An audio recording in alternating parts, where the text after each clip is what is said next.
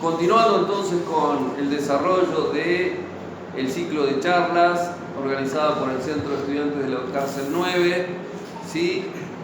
Una inquietud de que crear un ámbito, un espacio, un ciclo de charlas para que los jueces vengan a compartir su trabajo, su criterio y sobre todo a través de los centros de estudiantes poder compartir la información judicial con el resto de los privados de libertad alojados en este establecimiento. En el día de la fecha nos acompaña el doctor Bacigalupo, ¿sí? Él es también juez de ejecución del Departamento Judicial de Avellaneda. Yo le quiero agradecer a él por la participación, por la predisposición. Se suspendió 2 veces por motivos funcionales y de trabajo, porque lo han asignado a integrar juicios orales, y aún así, bueno, mantuvo su predisposición en compartir esta actividad. Roberto. Nada, agradecerle, ¿no? Yo soy el presidente, me llamo Roberto Sosa, soy el presidente de acá del centro, del Ceuta, y bueno, estamos acá con nuestro compañero esperándolo, así que Roberto es el que canalizó, el organizador y sobre todo el relevar las preguntas. Ok. Sí, ayer adelante, cuando me las mandaste estuve chusmeando un poquito y nada, lo primero que tengo para decir es agradecer, bueno, al doctor Villafán y demás por a través de ustedes extenderme esta invitación, a lo cual yo considero un espacio súper interesante y me parece, inclusive hasta lo digo, que es necesario de que tengamos estas charlas cara a cara con aquellos que están privados de libertad. A mí el principio de inmediación, yo después hablar, el estar con ustedes, el estar no solamente con ustedes que tienen la posibilidad de ser universitarios, sino como vengo recién de estar con gente que no tiene esta posibilidad, me parece, y en eso respondiendo un poco a una de las preguntas, una cuestión que es fundamental, esto de la inmediatez entre el juez que va a resolver de un condenado determinada situación y la persona que está sufriendo esa privación de libertad. Nada, en eso agradecer a José, agradecerle también a todos ustedes por esto y la verdad que yo no preparé mucho la charla, pero me gustaría hablar un poquito de lo que era el tratamiento penitenciario, lo que es el tratamiento penitenciario, también escucharlos a ustedes, ver opiniones y ver lo que nosotros vemos en los papeles prácticamente todos los días. Yo lo quería hacer dinámico, como con preguntas, que no sea solamente una exposición así que aburra y se empiecen a dormir. Pero nada, lo primero que les cuento así brevemente es que yo soy juez de ejecución, he jugado me nombraron en 2016, pude tomar posesión recién hace 1 año y pico, o sea, es en un departamento judicial absolutamente nuevo, como un desprendimiento de Loma de Zamora, se creó el departamento judicial de Avellaneda de Lanús. Hoy estamos funcionando con 2 tribunales criminales, 3 juzgados correccionales, un juzgado de ejecución, y sin perjuicio de ello ya estamos arriba de 1000 causas solamente en 1000 juzgados de ejecución, de los cuales un poquito menos de la mitad son personas que están privadas de libertad. Yo me inicié en la ejecución hace mucho tiempo, empecé trabajando en Nación, en ejecución penal, en el Juzgado Nacional de Ejecución Penal por el año 94. Todavía no había ni ley de ejecución nacional, menos ley de ejecución provincial, que se crearon a los 2 años y a los 5 años posteriormente, y en el 2008 me vine para la provincia con un cargo de secretario y estaba en el Juzgado de Ejecución Penal de Quilmes, en el Juzgado 2 de Quilmes. Podemos hablar un montón de la ejecución, obviamente, pero lo que nos trae hoy a mí y lo que yo quiero es centrar como un pequeño pantallazo para que no nos olvidemos cuáles son, así muy resumidos, los principios que nos siguen rigiendo en la etapa de ejecución penal y que no se deben perder, para después ver si lo podemos enganchar con lo que es asistencia y tratamiento a través del principio de resocialización y demás. Ustedes me paran y me hacen las preguntas que quieran, así lo hacemos más dinámico. ¿Puede ser? ¿Se comprometen a eso? Nada, hay, digamos, respecto a los principios de la ejecución penal, hay un montón de autores que hablan y demás, y yo cuando me toca hablar, trato de de contarlo de manera sencilla. A mí hay un autor que me gusta mucho, que José lo debe conocer, es el doctor Guillamondey, que fue juez de ejecución de Catamarca y demás, que escribió sobre los principios rectores de la ejecución penal, así se llama el artículo que escribió él, donde él menciona como 4 principios, digamos, fundamentales en la etapa de ejecución. Y de ahí, de uno de ellos, deriva sus principios. El principio, digamos, que él menciona, del cual deriva sus principios, es el principio de legalidad ejecutiva. Todos sabemos, usted estudiante universitario, ¿qué es el principio de legalidad en el derecho penal? El principio de legalidad ejecutiva en el derecho penal significa que yo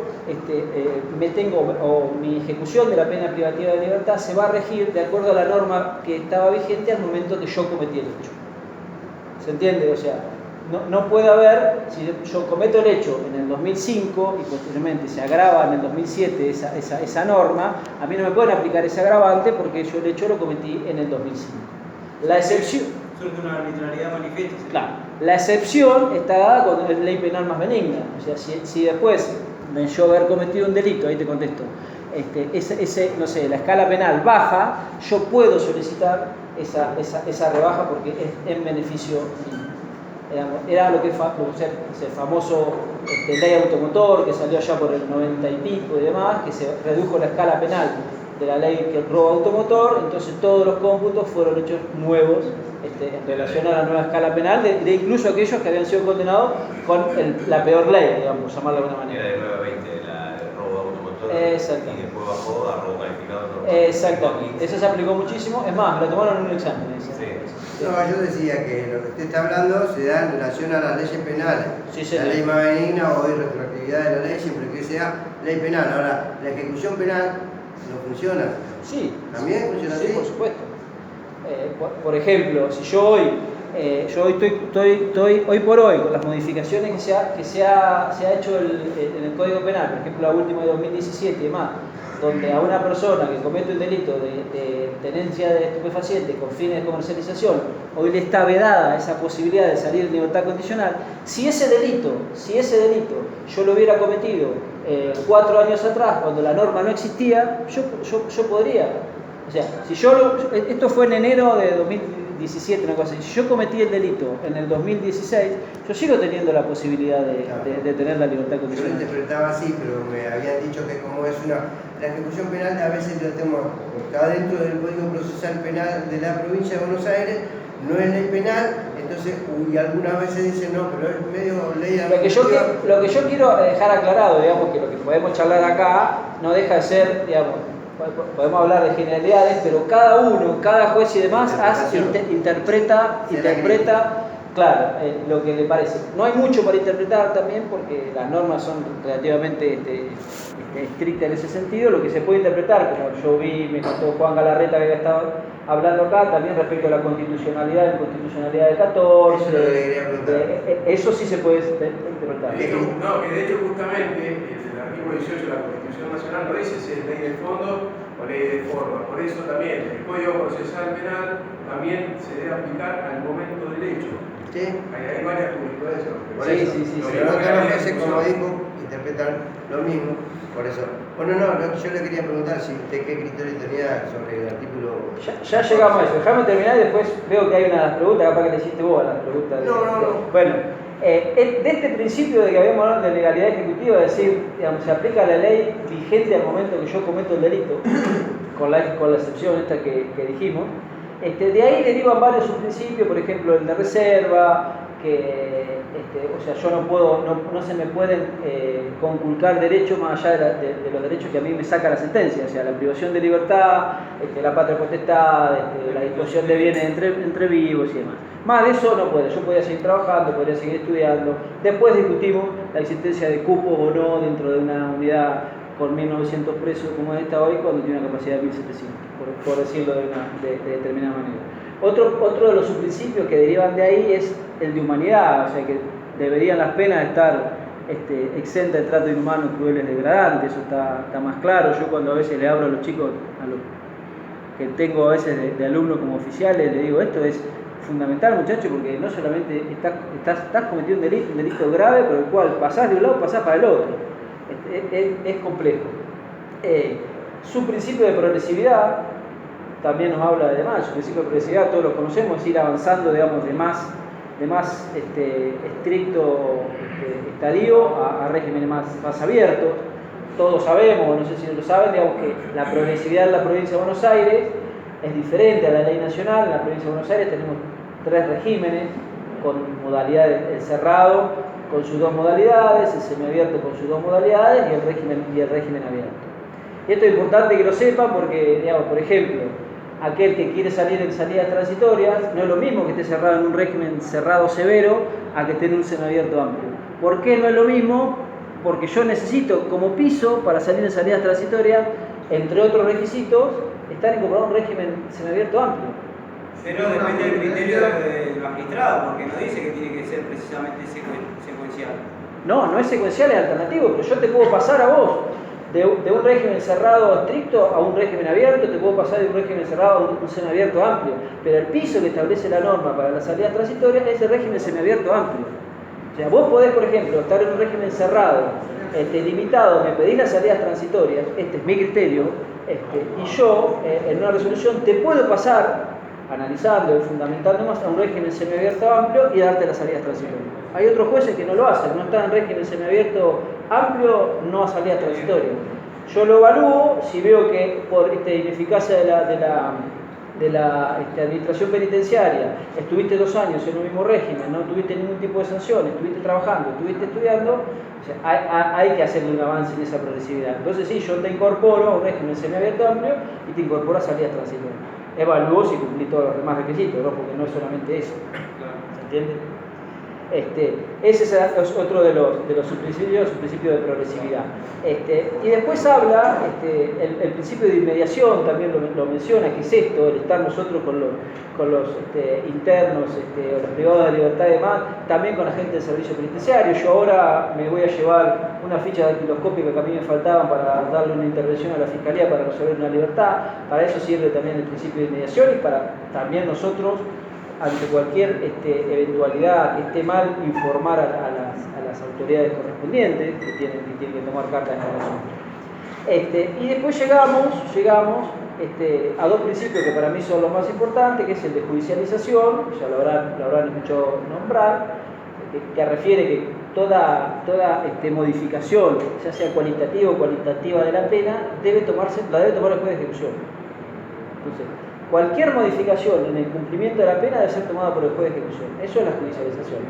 Eso ya desde el año 2005, con Romero Cacharane, no sé si ustedes lo han sentido nombrar, el fallo de la Corte Romero Cacharane, ya estableció, digamos, la judicialización en toda la etapa de ejecución, porque ese fallo fue pionero en el sentido de que fue un fallo, digamos, se lo cuento muy cortito, en cuanto a que sancionaron a Mendoza a un interno, apelaron esa sanción y todas las distintas etapas le fue cerrando la vía, diciendo que era una cuestión meramente administrativa, que era de la autoridad, hasta que llegó a la Corte y la Corte dio vuelta a eso y dijo que los derechos que tienen las personas que están privadas de libertad no se quedan del otro lado de la reja, pasan, y la sanción administrativa podía significar una modificación cualitativa de la pena, porque a mí me sancionan, perdón lo que voy a decir, me pueden cagar la vida para la salida transitoria, para la libertad, entonces se modifica la pena, entonces de ahí la judicialización está en la etapa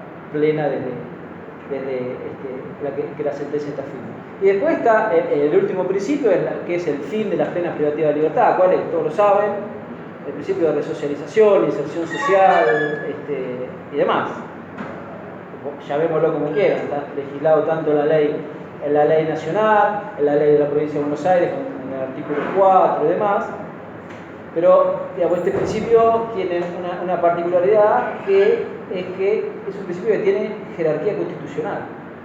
¿Por qué tiene jerarquía constitucional? Hasta el 94 nosotros teníamos una constitución, en el año 94 esta constitución fue modificada, Convención Constituyente de Santa Fe y demás, modifican varios artículos, ingresan en el artículo 75, inciso 22, Tratado de Derechos Humanos, entre ellos el Pacto Internacional de Derechos Civiles y Políticos y el Pacto de San José de Costa Rica. Esos 2 pactos internacionales, a los cuales Argentina es parte, y estando ya incorporado como parte parte misma de la Constitución, es decir, no es que ahora el tratado está bajo la Constitución, está en un mismo nivel. Dicen en su articulado o expresan en su articulado que la resocialización es el fin de las penas privativas de libertad. Ergo, el fin de las penas privativas de libertad tiene jerarquía constitucional.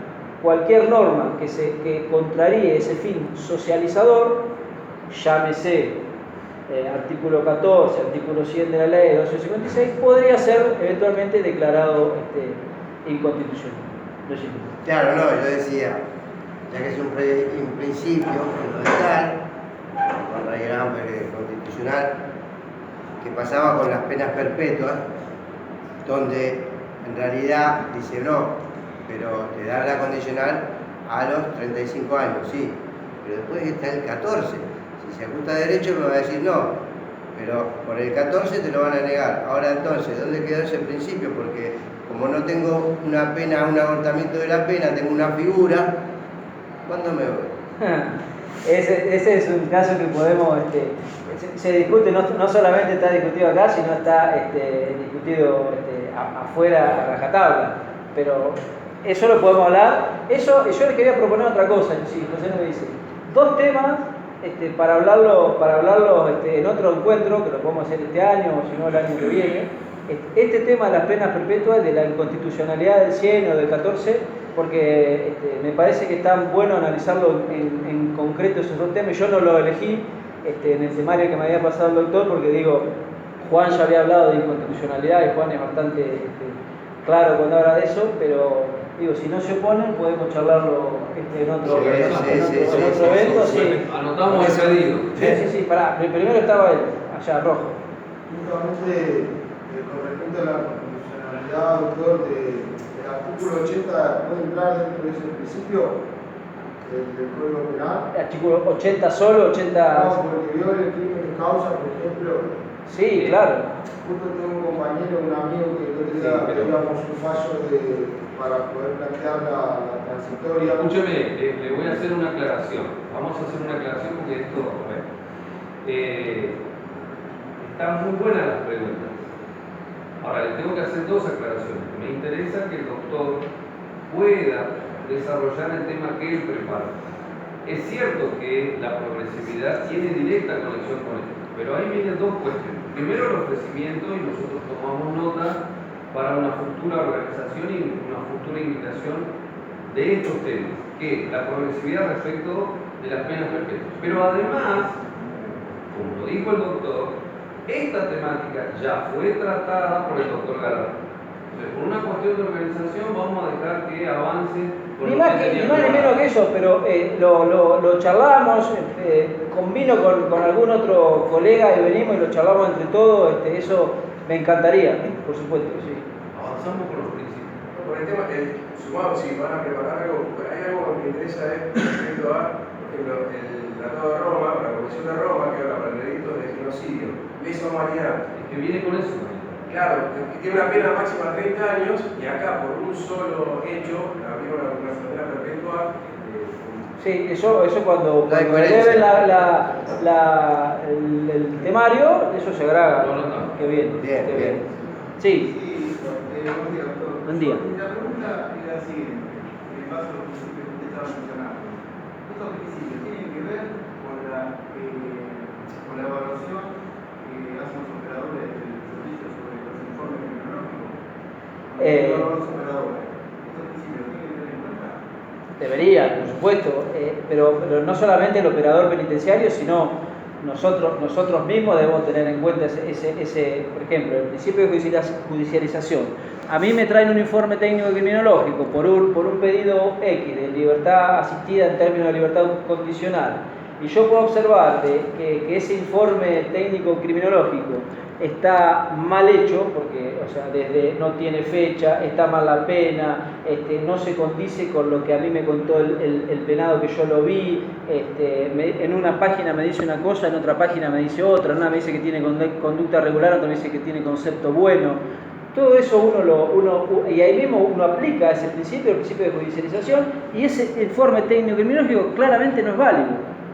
O uno o lo manda a hacer nuevo, o no lo toma en cuenta y yo lo que hago es tomo en cuenta lo más beneficioso que puedo encontrar de ese informe técnico criminológico para el beneficio que se está tratando en ese momento.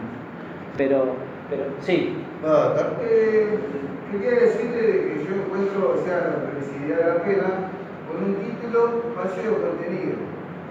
¿Por qué? ¿Por qué lo digo así, no?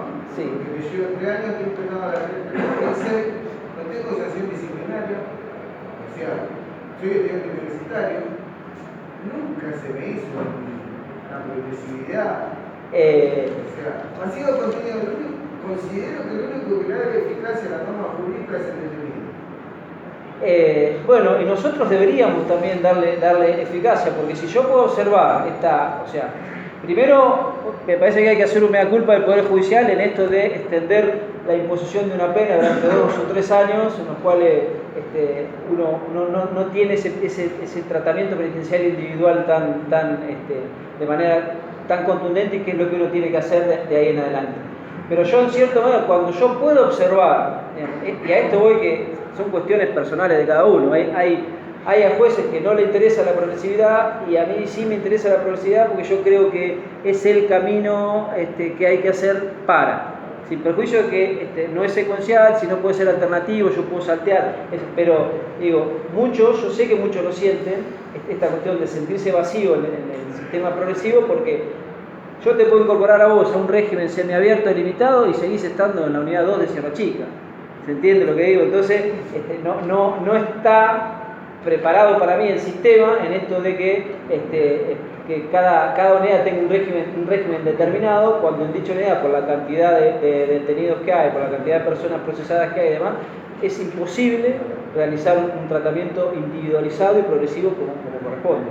¿Y por qué los informes son determinantes en ese aspecto? Yo insisto que para mí no son determinantes los informes técnicos. Por tierra lo que es la resolución los informes técnicos criminológicos, sí. Es más, de cada 10 que yo recibo aproximadamente, me aparto en 8.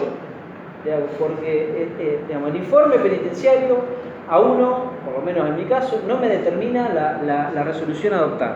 Yo tengo, lo ha dicho, hay un montón de fallos en los cuales los informes técnicos criminológicos a vos te ilustran una determinada situación, de la cual vos te podés apartar, no solamente porque está mal hecho, sino siempre y cuando esto lo tenés que fundamentar, el por qué te apartás, qué error encontrás, por qué esto, por qué...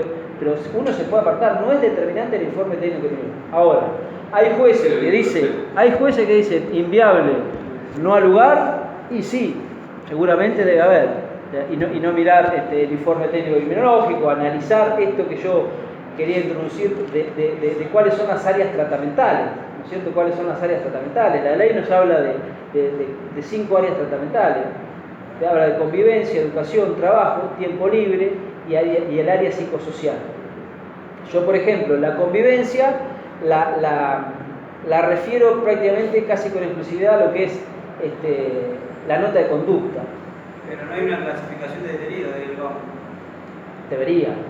La norma establece que la autoridad penitenciaria tiene un mes desde que vos sos condenado y demás, un mes para decirte, no existe. En la práctica no existe. La capricha aplicativa que tiene que quedar acá interno, tampoco existe. Entonces, si uno no sabe los derechos que tiene y cuál es la regla que debe seguir, ¿cómo hace para manejarse un sistema de encierro? Discúlpeme, vamos a la segunda intervención. Escúchenme. El objetivo de estos encuentros es, sin perjuicio de la predisposición del doctor, es saber cuál es el criterio que tiene el juez. Es decir, si yo con mucho respeto le digo, si yo lo voy a tomar al doctor para interpelarle a él la realidad, ¿me sigue? O sea, fíjense, él dijo 2 cosas. Digo, está diciendo, a mí me parece enriquecedor que un juez nos cuente qué hace él con los principios. Así yo le digo, bueno, pero esto no se hace, esto tampoco hace, esto tampoco. Entrando en lo tratamental, o sea, la pregunta suya es interesante, porque igual no solamente una pregunta, puedo decir, usted, doctor, yo he escrito a varios muchachos que usted lo ha agarrado a libertad. El segundo de oro, puede ser garantista, el doctor puede ser garantista, en el sentido de la norma jurídica, digo yo, ¿no? No, es que uno no es garantista, aplica lo que dice la norma, ni más ni menos. O sea, interpreta de una manera lo que dice la norma. El doctor David, pero después, los demás jueces, olvídese, no existen. Bueno, eso es un dicho suyo, esto lo asegura usted. Yo le puedo, como le dice el doctor, yo le puedo contar mi experiencia y ahora entramos, y igual que con todas estas preguntas que ustedes me hacen, yo me las hago también, no es que yo estoy exento y no me hago todo este tipo de preguntas que ustedes esto que vos me acabás de decir, por supuesto que yo me lo hago, porque a mí me llega el expediente, yo lo ingreso. Y lo primero que digo es, loco, hacer el tratamiento penitenciario, porque yo quiero que esta persona que está cumpliendo la pena de libertad y le quedan 2 años, 3 años, 4 meses, sepa qué es lo que tiene que hacer. O sea, saber qué es lo que tiene que hacer. Entonces, ¿qué pasa? Me mandan el tratamiento penitenciario al mes, ponele 45 días, y vuelvo a mirar, no está notificado el interno. ¿Qué hago yo? Vuelvo a mandarle, notifique usted al interno para que sepan cuál es el camino que vos tenés que seguir de ese objetivo tratamental que tanto hablamos nosotros. ¿Qué?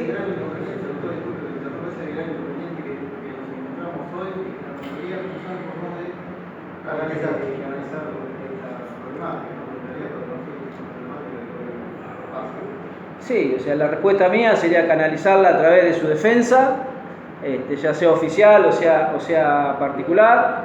Me van a decir que no, que la defensa a veces una cosa u otra, pero digo, yo el nivel de canalización es por la defensa, ¿no? O por el juzgado también, ¿no?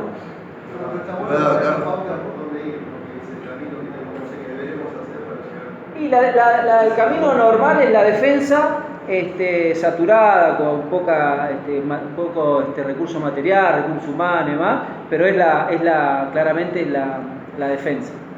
Y también los llamados telefónicos, digamos, con los juzgados.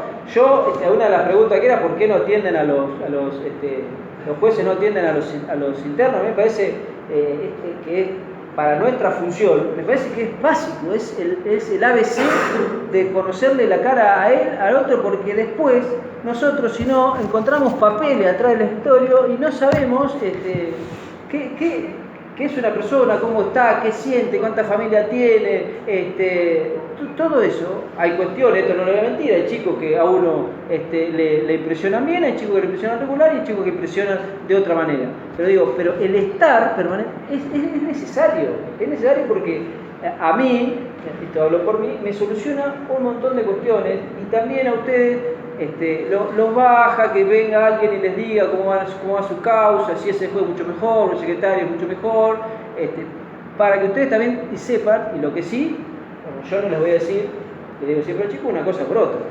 Yo vengo con los expedientes, ustedes van a ver ahora que vienen las chicas que están conmigo, están con todos los expedientes encima, y yo les voy diciendo qué es lo que pasa en el expediente, qué se pide, qué es lo que no se pide, qué pidió la defensa, qué no pidió, si vino la mamá, si no vino la mamá. Para mí el espacio, digamos, judicial del juzgado es un espacio abierto a todo el mundo. Yo no le puedo cerrar la puerta a nadie. Viene un familiar, lo atiendo. Viene la víctima, hoy la tengo que atender. Por obligación, por ley, porque tenemos que atenderla cuando ella quiere ser escuchada. Sí. No, doctor, quería comentarles a mi compañero que dentro del órgano, ¿sí? Para mí está el principio, ¿no? Dentro de la competencia, que es el de autonomía e independencia, ¿sí? O sea, el derecho no es matemática, Entonces, cada juez, como dije, tiene independencia y autonomía de decidir con sana crítica, o sea, el criterio sano, y eso hace también a que todos los casos no son iguales. O sea, hay que ajustarse al caso en particular. ¿Me explico? La verdad que hasta ahora... tiene que digamos, yo apoyando lo que dice acá el compañero, cada caso es particular, eso sí, no hay ningún tipo de duda, pero nosotros podemos tener una opinión, pero siempre no se olviden, tiene que estar regulada por la norma. Yo no me puedo apartar de la norma y resolver lo que a mí me parece porque me gustó la cara de uno o no me gustó la cara de otro. ¿Se entiende eso, no? Siempre en aplicación de la norma. O sea, uno le puede ir a la norma por un lado o por otro, pero siempre dentro de la misma. Claro, pero ustedes tienen también la facultad de poder apartarse de la norma siempre y cuando se aplican principios rectores del derecho. Siempre y cuando se aplique, siempre cuando esté fundado. Uno tiene que fundar toda determinación que uno toma y tiene que estar debidamente fundamentada. Bien.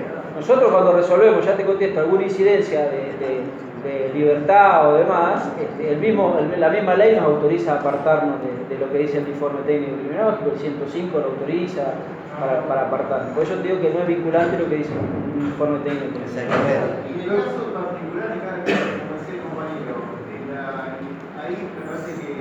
No te escuché la primera parte. Lo que dice el compañero, la parte de cada caso en particular, también darle la individualización, ¿no? A cada caso, la individualización de lo que uno pone en el ámbito del tratamiento. El tratamiento, dice, acá no llama así, pero por ejemplo en Nación llama TPI, o sea, lo dice, tratamiento penitenciario individual. Tiene que ser de cada uno, porque tu historia social no va a ser la misma que, no va a ser la misma que mía, y demás. O sea, cada caso, o sea, no solo nosotros como para funcionarios para resolver, sino el funcionario penitenciario, eso lo debe tomar en cuenta. O sea, cuando yo llego y me hacen mi tratamiento penitenciario individual, me deberían sentar el asistente social, yo poderle contar, el legal es contarle, el de seguridad interna contarle y ahí formar su tratamiento. Pero un tratamiento que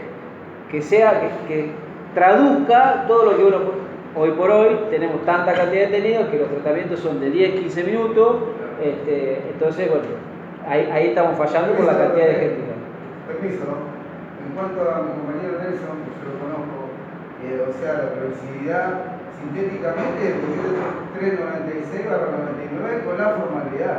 No, pero eso es de Nación. Eso es Nación, Ese decreto es de Nación, ese decreto es un decreto reglamentario de la 24660. Es otra cosa, la progresividad en Nación es diferente, porque en Nación, nosotros acá tenemos tres regímenes, como dijimos. En Nación la progresividad está si no recuerdo mal, el artículo 12, que dice que hay 4 regímenes: observación, tratamiento, prueba y libertad condicional. Y en el informe en el periodo de tratamiento tiene a su vez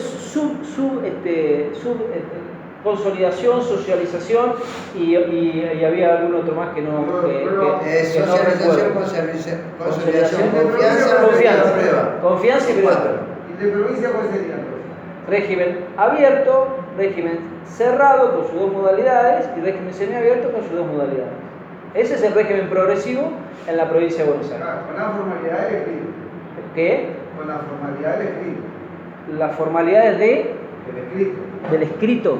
Claro, de la petición concreta que se hace. O sea, digamos, hoy por hoy, yo le voy a decir una cosa, hoy por hoy no le conviene a ninguno pedir por la ley 24660 porque termina siendo mucho más perjudicial para ustedes, porque con todas las últimas reformas que ha habido, es mucho más perjudicial esa ley que nuestra ley 1256. En otra época era al revés.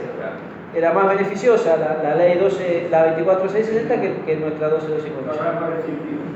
Doctor, sí. Yo he hecho lo que usted plantea de solicitarle al juez, delante de mi defensor, de que me entreviste, de que me conozca, ¿no? Lo he hecho varias veces y no he obtenido respuesta por parte del magistrado. En ese punto tengo un tribunal federal, que es la institución federal 2, también estamos resolviendo un caso mío, ¿no? En particular, pero ¿cómo avanzo para que el juez pueda atender a esa solicitud que estoy haciendo con mi defensa, de que me atienda hace como 6 meses?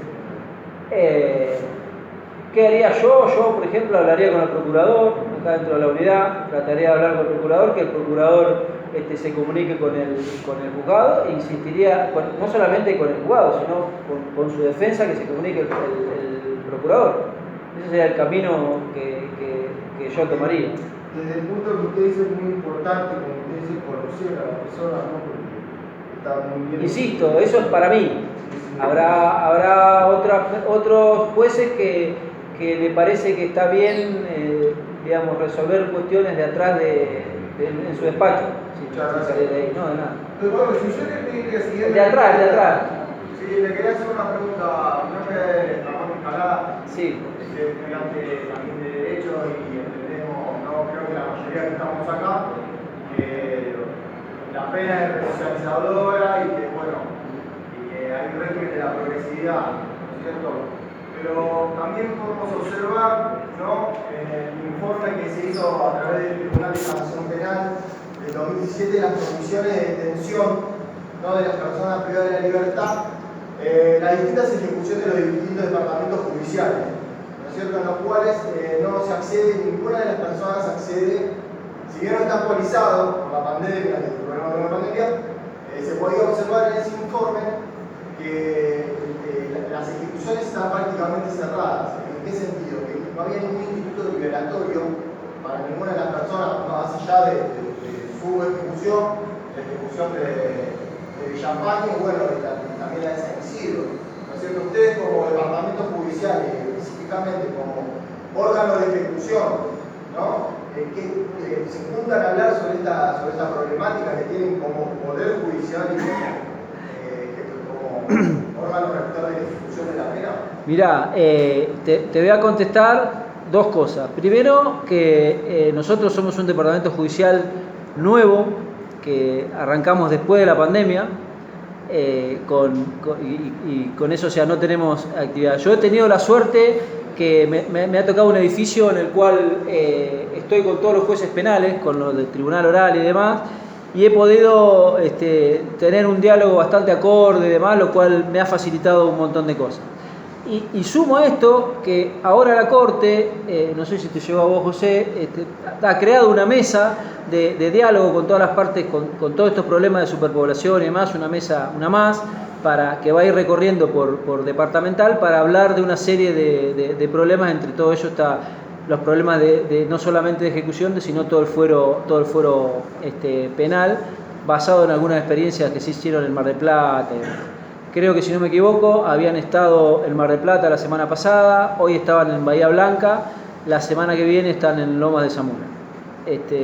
Pero yo, si Mahoma no viene, voy yo a buscarlo, entonces trato de solucionar los temas. Lo mismo pasa con los habeas corpus y demás. Si yo no puedo, voy y trato de ir ahí, porque me parece que es mi función esa, el estar, dar la cara y decir, bueno, muchachos, vos vas a salir, vos no. Y de paso, esto aprovecho y les voy a contar que en esto que tiene que ver también con los principios de la inmediación, que nuestra ley de ejecución establece que nosotros tenemos que resolver de manera oral todas las incidencias, que son pocos los que lo hacen. O sea, Juan es uno, Alejandro lo hace por Zoom y demás también. Pero bueno, yo he pedido autorización a la Cámara, esto te lo cuento también, pedí autorización a la Cámara de Lomas y hablé con la Fiscalía General y la Defensoría General, y todos están chochos con la propuesta, así que en marzo vamos a arrancar con la oralidad de manera, a ver si plena, en esto de la etapa de ejecuciones, de resolver incidencias de salidas transitorias, libertades y demás, porque me parece que ustedes tienen que estar presentes en el momento que se resuelve un beneficio, digamos, y que no estén solamente representados por la defensa, más allá de la confianza. Me parece que escuchar los argumentos de uno, escuchar los argumentos de otro y la resolución. Buen avance. A mí me gusta. Ahí yo me voy a complementar. Fíjense, esto tiene que ver con la inmediación y con la judicialización. Por ahí las preguntas suyas los conmueven, porque los principios abarcan muchas cuestiones, ¿sí? La inmediación, el artículo 3, como dice Víctor, en la ley de ejecución de la provincia de Buenos Aires, dice que todas las incidencias se deben hacer en forma oral. ¿Y esto qué implica? ¿Sí? El juez, el fiscal, donde está Víctor, el condenado, y donde está su compañero, el defensor. Pero ¿qué es lo que pasa? Y acá se lo tenemos que decir. Fíjense, él lo va a comenzar a hacer. Nosotros lo venimos haciendo ya hace 2 años y estamos haciendo un promedio de una audiencia por semana. Ayer hicimos una. Pero ¿qué es lo que pasa? En su momento, al ex ministro de Justicia, yo le decía, ustedes votaron una ley que el propio Poder Ejecutivo propuso una ley y votó una ley que el propio Ejecutivo no puede cumplir. Y ustedes dirán, ¿por qué? Imagínense, pregúntele tu nombre. Pregúntenle a Leandro cuántas resoluciones está sacando por semana. Nosotros, ¿cuántas resoluciones sacamos por semana? Yo estoy sacando un promedio de 8 resoluciones por día. Imagínense si los 2 juzgados de La Plata tengo que traer todos los días 16 detenidos para hacer las audiencias orales. No, eso está claro, comprendo. Entonces, ¿qué es cómo lo entrevistamos? Porque yo esto lo hablé con el doctor David. El doctor David tomó una decisión estratégica para cumplir la ley, principio de judicialidad, y además criterio de cada organismo jurisdiccional. Entonces, hemos hecho un consenso con el Ministerio Público Fiscal, con el Ministerio Público de la Defensa a nivel departamental en La Plata, de pasar por el filtro y acordar qué casos vamos a hacer oralidad. ¿Y cuál es el criterio? El criterio es que a la defensa realmente le interesa, a la fiscalía realmente le interesa, principio de judicialidad, y sobre todo al juez le interesa, lo que decía Leandro hoy. Si yo parto de la base de que el detenido es un papel, ¿cómo voy a tener criterio para saber si hago la judicialidad si yo no lo conozco? ¿Me siguen? Entonces, si yo tengo un criterio como el que tiene Leandro y el cual comparto, ¿sí? Es decir, yo en algún momento tengo que saber qué persona está en ese expediente. ¿Por qué? Porque por el principio de judicialidad tengo que dar una resolución fundada, pero además, ¿sí? Tengo que dar una resolución en convicción, que sea justa en mi íntima convicción. Porque si no, esto es mecánico. Y no es que yo me quiera congraciar con ustedes. Porque la otra cosa que dijo Leandro es que las preguntas de ustedes, ¿cuál es el desafío de los jueces y del sistema judicial? Es que lo que les preocupa a ustedes, que estos principios no sean algo que está evaporado y no aparece delgado. Lo pregunta el Señor y dice, esto no existe. Entonces, para que exista, primero hay que tener conocimiento. Para que exista hay que conocer el derecho. Para que exista hay que saberlo plantear y no morir en el intento. ¿Se entiende? Leandro dijo, se reformó la Constitución. A partir del 94 hay estos principios. El desafío del Poder Judicial es verificar estos principios a pesar de... Yo les voy a decir, fíjense, lo dijo Leandro. ¿Cómo actúa la defensa pública? Yo lo dije en otra charla ayer, la defensa pública, señores, en un pabellón del primer piso de Hornos. Ustedes fueron a un hospital, y no quiero ser agraviante para nadie, y menos para colegas. Si ustedes fueron a un hospital público, en una urgencia, bueno, eso es la defensa pública.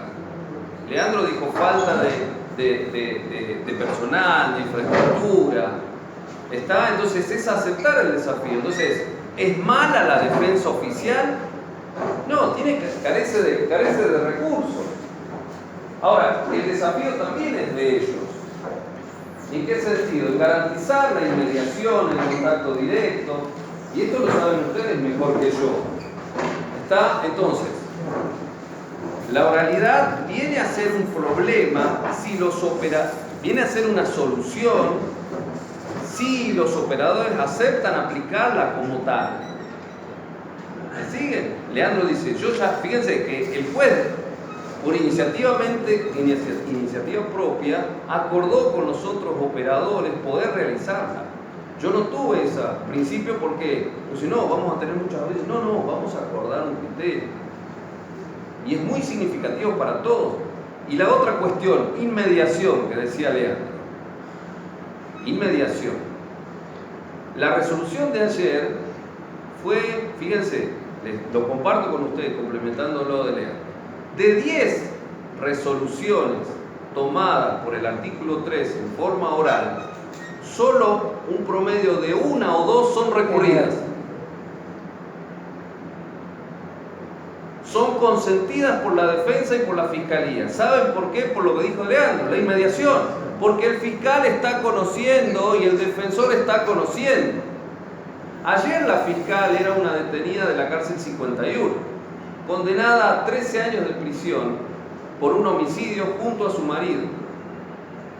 Y cuando, fíjense, cuestiones de derechos humanos específicos de la mujer, cuando ya está... otra cosa, la individualización. Habla el defensor, habla el fiscal, perdón, habla el defensor. El juez luego individualiza al condenado. Dígame quién es, cuántos años tiene, dónde está alojado, en qué pabellón, con cuántas personas, hace cuánto que está ahí, desde cuándo está detenido. Hábleme de su situación personal, de su familia, cuántos hijos tiene, qué está haciendo en la cárcel, estudia, trabaja, ¿sí? ¿Tiene visitas? ¿Tiene sanciones? ¿Ha tenido problemas de consumo? ¿Qué? Era régimen abierto y salidas transitorias. Hace 7 años y con el estímulo educativo planteado por el defensor pedía régimen abierto y salidas transitorias.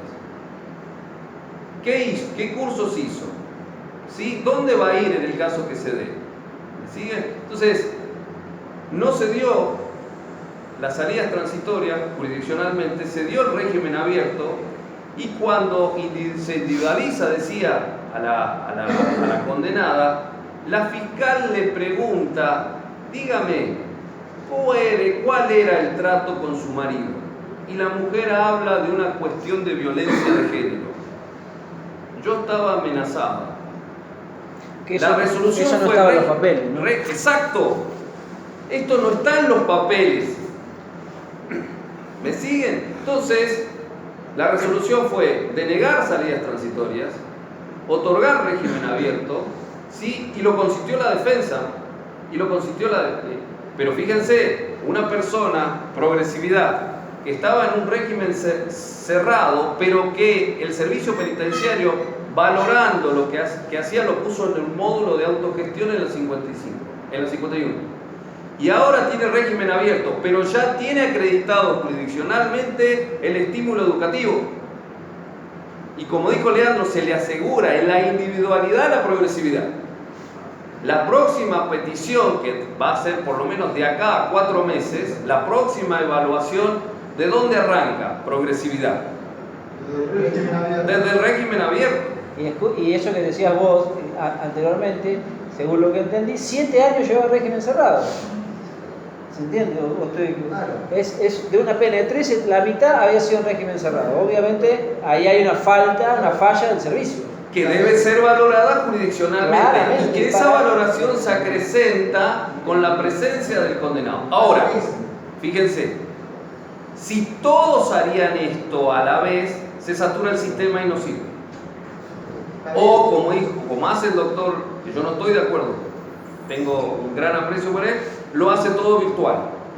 Pero bueno, es una decisión organizacional de cada organismo jurisdiccional de acuerdo al contexto. Fíjense, vean, en el juzgado de discusión 1 hay a disposición 825 detenidos, condenados, privados de libertad, y al lado 855, una cosa así. En el departamento de La Plata, fíjense, hay casi 1700.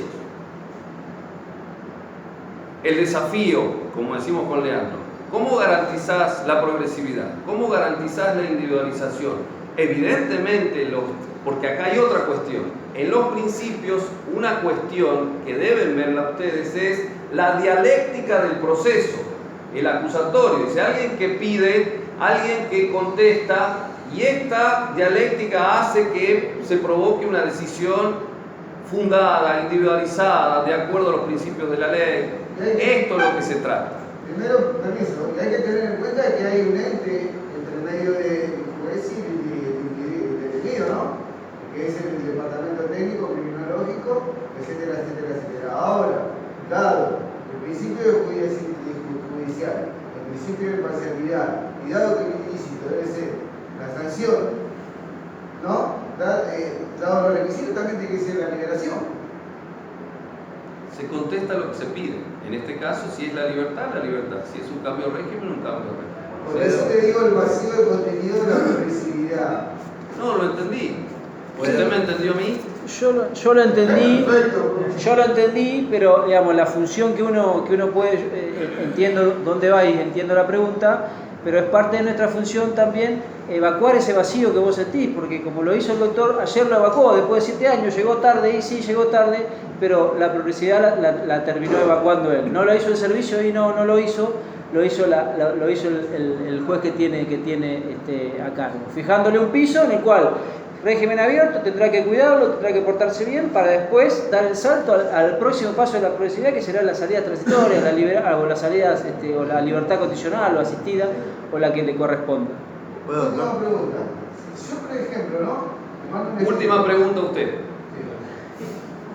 Por ejemplo, le mando un escrito, usaría en la Constitución Nacional, artículo 16, en cuanto a la 24660, a los 256 de igualdad de la ley. Sí, por supuesto. No hay ninguna duda. Eso lo tratamos en una de las primeras charlas. Eso, bueno, dijo el doctor. Se le va a hacer más difícil lograr el pedido que haga, pero sí, se trata, por supuesto. Bueno, última pregunta. Lo que quería decir era lo siguiente, que en base a la progresividad de la pena, sabemos que una de las facultades que tiene el ente administrativo es otorgar los primeros estadios, ¿sí? O sea, obviamente que ustedes son directores llevan el contralor de esto, del régimen. Muchas veces lo que pasa es de que, por ejemplo, el servicio penitenciario como ente administrativo, que otorga estos primeros pasos, el cerrado severo, el moderado, el semiabierto limitado, el semiabierto amplio, que después ahí es facultad del judicial otorgar el último estadio, que es el abierto, ¿sí? Bueno, la problemática está que muchas veces el servicio dice, se toma atribuciones que no les corresponden, por ejemplo, es decir, no, este estadio no te corresponde, a menos de que uno remó, estuvo trabajando, estudió, todo, dice no te corresponde porque te falta tiempo para el beneficio. Y en realidad la ley dice que el servicio, tanto el servicio como las autoridades judiciales, deben fomentar e incentivar el avance. Entonces no me pueden decir, no, porque te falta tiempo, porque la ley no lo dice. Bueno, pero eso agarrás y decís, apelo, claro, pero ¿sabes lo que pasa? Claro, pero cuando te vienen con eso, te dicen, dame la resolución, así yo tengo mi derecho a ejercer mi defensa. No, la resolución no te la puedo dar. ¿Por qué? Porque sabemos bien que es arbitrario ese dictamen.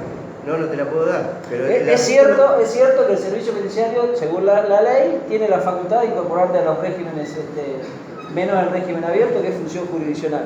Digo, pero para eso, insisto, uno está para controlar por el artículo 25 y por el principio de judicialización. Si a vos no te incorporan a determinado régimen y modalidad que vos crees que estás en condiciones de, no tiene que ser ni secuencial, podés hacerlo. Si no estás de acuerdo, después yo lo valoraré, te citaré, veremos qué es lo que me informa el servicio y demás, y te pasaré o no te pasaré. El problema es que no te notifican como para que vos puedas apelar. Y tome usted intervención. ¿El qué? No te notifican. No, pero Víctor, lo que dice Leandro, fíjese, porque hay mucha la variedad de situaciones. Pero digo, yo tengo que entender, es decir, yo estoy acá, pasó en Olmos, a raudales. Gente que salían mal los informes, que estaba en un régimen que los informes no traslucían o no transparentaban. Entonces, ¿qué hizo el centro? El centro se juntó en las mesas, ¿cómo se llama?, de resolución de conflictos y empezó a plantear esto y a relevar toda la gente que tenía, trabajaba, estudiaba y que el informe no lo reflejaba.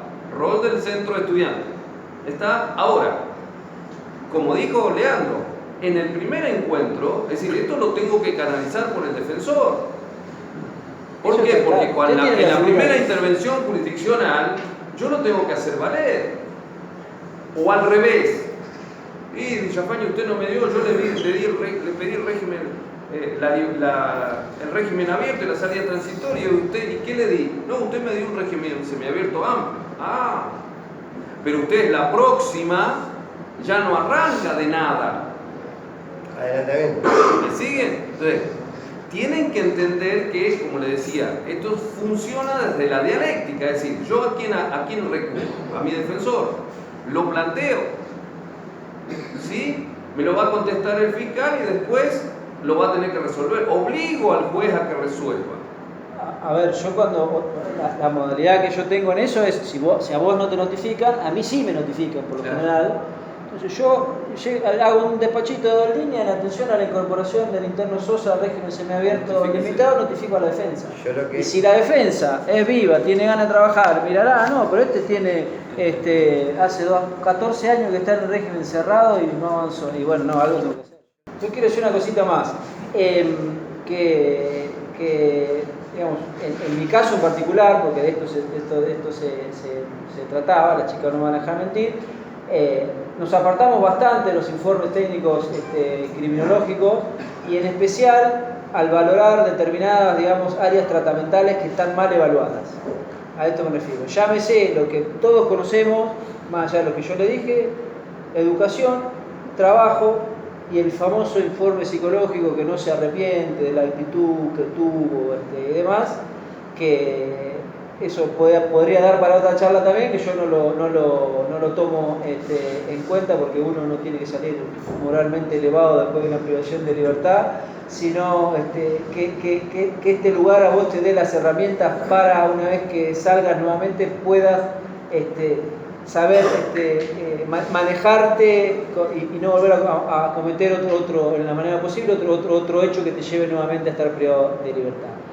Es mucho más amplio que el desarrollo que uno hace al respecto, digamos, pero con respecto a lo psicológico y respecto al trabajo y a la educación, yo no lo valoro negativamente para el caso de que vos no trabajes, para el caso de que vos no estudies, siempre y cuando vos se te haya dado la oportunidad de. O sea, si a vos se te dio la oportunidad de trabajar, vos se te dio la oportunidad de estudiar y por X motivo, porque acá hay 1900, hay plazas para 1700, hay plazas de escuela de 200 y 300 para laborar, es muy complejo esto de que todos puedan tener un trabajo, todos puedan tener un lugar para estudiar. Entonces eso yo no lo valoro negativamente, porque a mí el Estado me mete preso, el Estado es quien me debe dar las herramientas a mí para que yo salga nuevamente a la calle, insertado socialmente, como dice nuestra ley de ejecución. Y aparte de eso, si tienen la posibilidad de googlear y demás, ustedes busquen la resolución 256 del 16 del año 2016 del servicio penitenciario, donde dicen cómo tienen que valorarse, digamos, negativamente lo laboral y lo de educación. ¿Se entiende? O sea que si no hay cupo, yo no lo puedo valorar negativamente. Si vos no me ofreciste, yo no lo puedo valorar negativamente. Ahora sí, yo tomo en cuenta eso negativamente si a mí me ofrecieron estudiar y yo no fui o me dieron de baja por inasistencia. Porque yo creo que ahí estoy incumpliendo una parte de mi tratamiento penitenciario. Entonces, eso puede ser una causal para mí a lo mejor de negar un beneficio porque no estoy cumpliendo con mi tratamiento penitenciario. ¿Se entiende? Doctor, una última pregunta. Allá. Dime.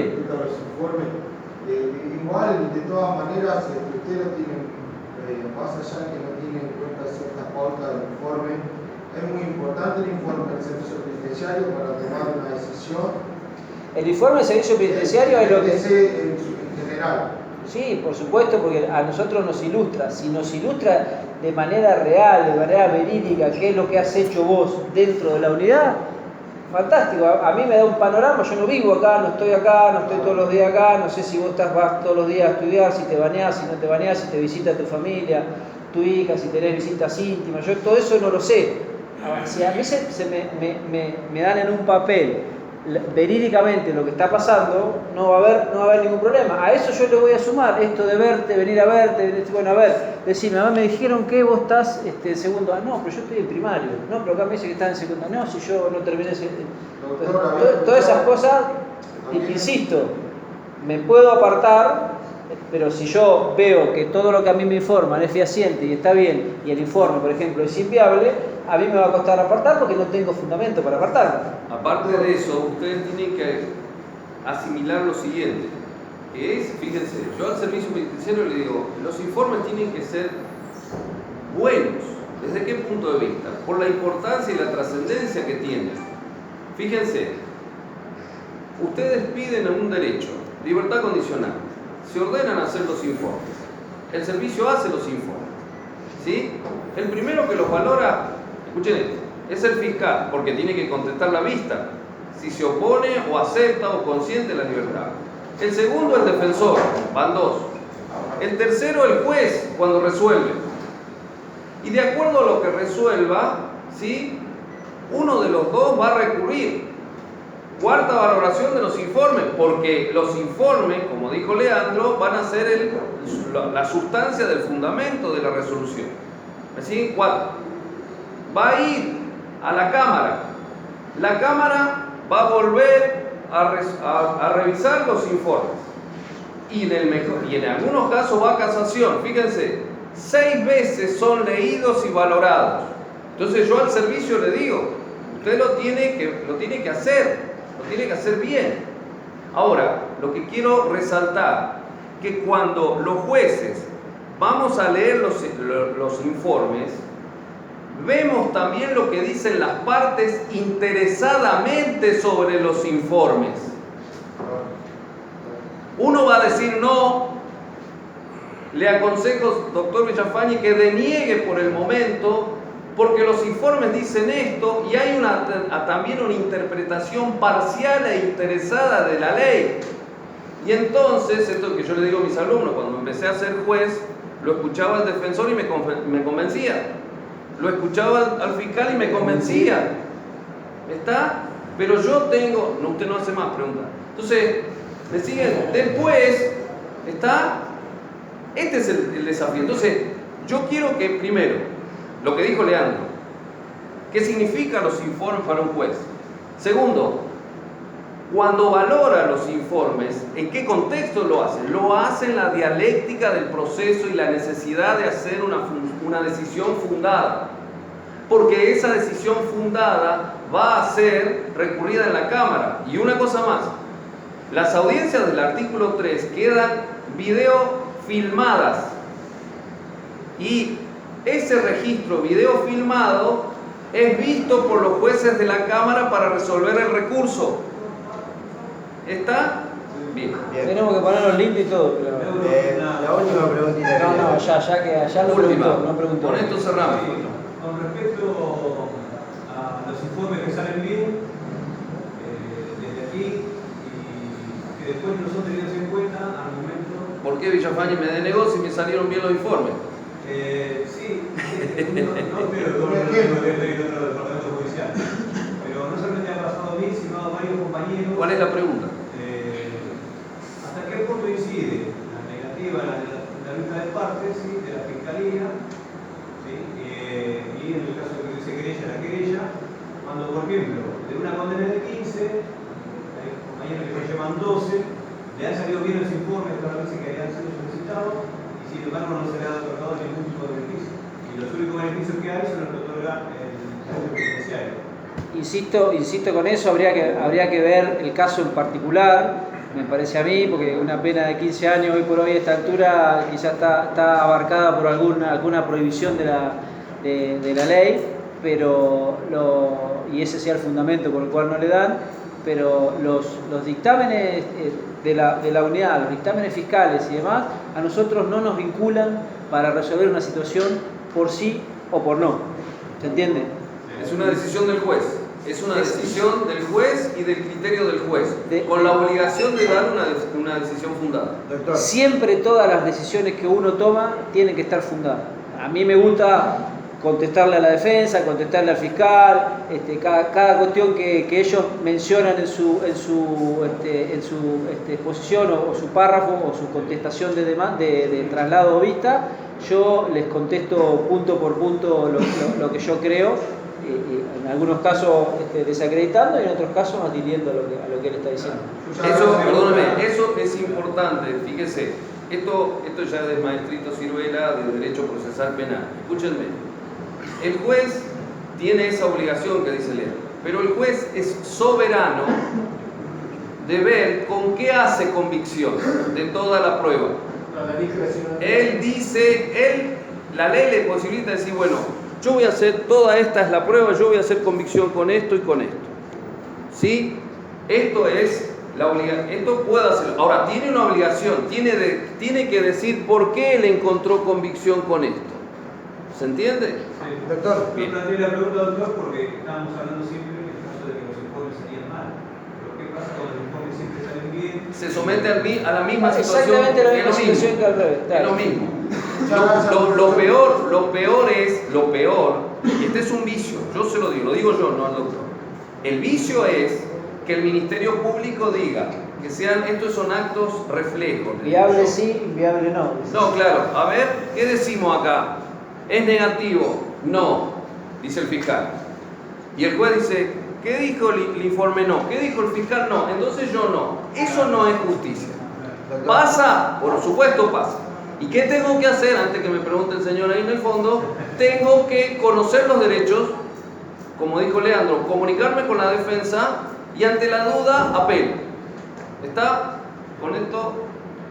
Yo quería hacer una última pregunta. La última de la azul. Independientemente de las preguntas que hacen mis compañeros, porque yo veo que muchas veces hacen preguntas que en realidad, como dijimos, los jueces son soberanos y cada cual tiene su juez y resuelve como el criterio que ha considerado. Pero yo le voy a preguntar a usted, porque las preguntas deberían ser referidas al órgano a la competencia que él lleva. Ahora digo yo, en su rol de juez de ejecución de Avellaneda, ¿qué criterio toma usted con respecto de la norma nacional del estímulo educativo y qué le parece, si en realidad no le parecería justo que todas tomaran dentro de la provincia, en el marco de esa norma, un criterio unificado? Porque vio que algunos dicen sí, algunos dicen no. Eso lo explicó el doctor David. Por eso. Creo que voy a coincidir yo con Alejandro. Yo aplico obviamente la ley nacional.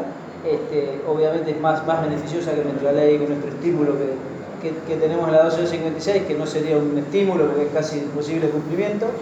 Pero yo aplico y lo aplico en el convencimiento de que no solamente a los periodos que dice la ley nacional, sino que los aplico también, descuento el tiempo para las salidas transitorias, libertad condicional, no solamente para los periodos que establece el artículo 12. Bien. Yo lo aplico. Muchas gracias, profe. Bueno, estamos